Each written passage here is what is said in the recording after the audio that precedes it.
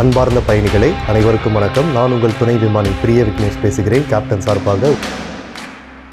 கடந்த 4ஆம் தேதி அன்றைக்கி தான் முதல் முறையாக அந்த புறப்பாட்டு அறிவிப்பை நான் பண்ணேன். ஒன்று, மதுரை சென்னை இடையிலான வான்வழி பயணத்திற்கு அன்புடன் வரவேற்கிறோம். நாம் இன்னும் சற்று நிமிடங்களில் புறப்பாட்டிற்கு தயாராகவிருக்கிறோம்.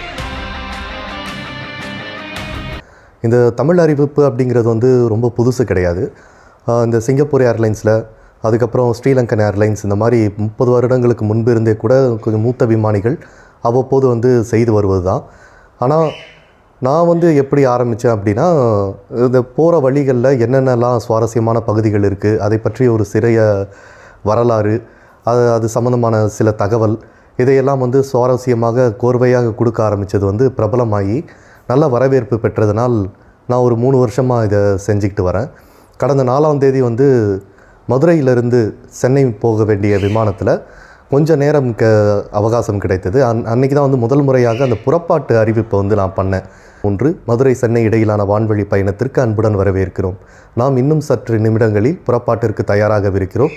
இந்த வான்வழி பாதையின் மொத்த தூரமான 419 கிலோமீட்டர்களை கடல் மட்டத்திலிருந்து 15,000 அடி உயரத்தில் சுமார் 1 மணி நேரத்தில் பறந்து கடக்க திட்டமிட்டிருக்கிறோம். தற்போது மதுரையில் சுழியம் 9, அதாவது 90 டிகிரி கிழக்கு நோக்கிய ஓடுதளம் உபயோகத்தில் இருப்பதால் நாம் புறப்பாட்டிற்கு பின் இடதுபுறமாக திருப்பத்தை மேற்கொண்டு யானைமலை அழகர்மலை ஊடாக திருச்சிராப்பள்ளி வழியாக சென்னையை சென்றடையவிருக்கிறோம். நாம் இம்முறையில் புறப்பாட்டை திட்டமிட்டிருப்பதால் திருப்பத்திற்கு பின் இடதுபுறமாக அமர்ந்திருக்கக்கூடிய பயணிகளுக்கு வைகை கரையில் மங்கா புகழுடன் வீற்றிருக்கும் மதுரை மாநகரும், மாநகருக்கு நடுவே பிரதானமாக அமைந்துள்ள உலக புகழ் பெற்ற மீனாட்சி அம்மன் ஆலயத்தின் காட்சியும் மிக தெளிவாக காண கிடைக்கும். அதே சமயம் வலதுபுறமாக அமர்ந்திருக்கக்கூடிய பயணிகளுக்கு பிரபல வண்டியூர் மாரியம்மன் தெப்பக்குளமும் மிக நெருக்கமாகவே காண கிடைக்கும்.